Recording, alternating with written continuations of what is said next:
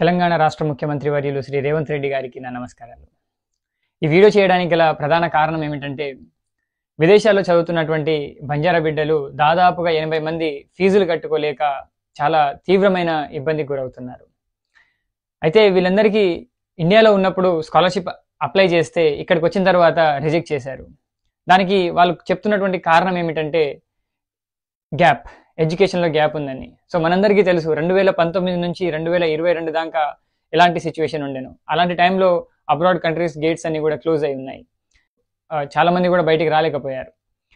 అయితే ఇప్పుడు ఈ జియో ప్రకారం చూసినా గానీ ఎక్కడ కూడా ఎడ్యుకేషన్ గ్యాప్ గురించి ఎక్కడ కూడా మెన్షన్ చేసి లేదు. ఎందుకంటే మన దగ్గర డిగ్రీనో, బీటెకో పూర్తయిన వెంటనే మాస్టర్స్ చేయాలని కూడా ఏమీ లేదు. అక్కడ చాలా మంది గవర్నమెంట్ ఉద్యోగానికి ప్రయత్నం చేస్తారు, లేదంటే ప్రైవేట్ ఉద్యోగానికి ప్రయత్నం చేస్తారు. అవి రాకపోతే అబ్రాడ్‌లో వచ్చి మాస్టర్స్ కంప్లీట్ చేసి ఏదైనా ఉద్యోగం సంపాదించాలని చూస్తుంటారు. కానీ ఈ గ్యాప్ ఉండడం వల్ల స్కాలర్‌షిప్‌ని రిజెక్ట్ చేయడం అనేది చాలా బాధాకరమైనటువంటి విషయం. అందుకే ప్రిన్సిపల్ సెక్రటరీ గారిని కూడా అడిగినాము.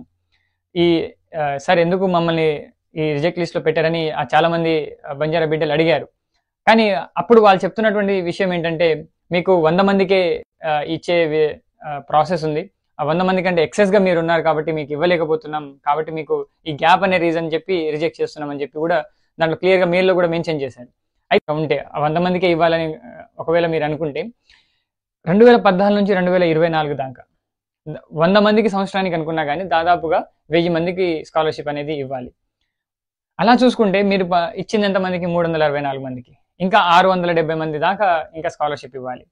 సో వీళ్ళందరినీ గ్యాప్ ఉంది అని చెప్పి ఎగ్గొట్టడం కంటే వీళ్ళందరికీ కూడా కన్సిడర్ చేసి స్కాలర్‌షిప్ ఇచ్చే విధంగా ముఖ్యమంత్రి రేవంత్ రెడ్డి గారు చర్యలు తీసుకోవాలని చెప్పి కూడా మనస్ఫూర్తిగా వేడుకుంటా ఉన్నాను. ఎందుకంటే ఇక్కడ చాలా భయంకరమైనటువంటి పరిస్థితి ఉంది. అంటే కాలేజ్ ఫీజు కట్టకపోవడం వల్ల ఎలాంటి పరిణామాలు చోటు చేసుకున్నాయంటే, విద్యార్థులకి ఇక్కడ నుంచి ఇండియాకి పంపించడం, లేదంటే వాళ్ళకి వీసా క్యాన్సిల్ చేయడం, స్టడీస్ నుంచి విత్‌డ్రా చేయడం, అండ్ మళ్ళీ ఇంకోసారి కూడా రీఅప్లై చేసుకోకుండా ఉండడం, ఇలాంటి అన్ని కూడా కండిషన్స్‌తో వాళ్ళకి వీసా రిజెక్ట్ చేస్తున్నారు.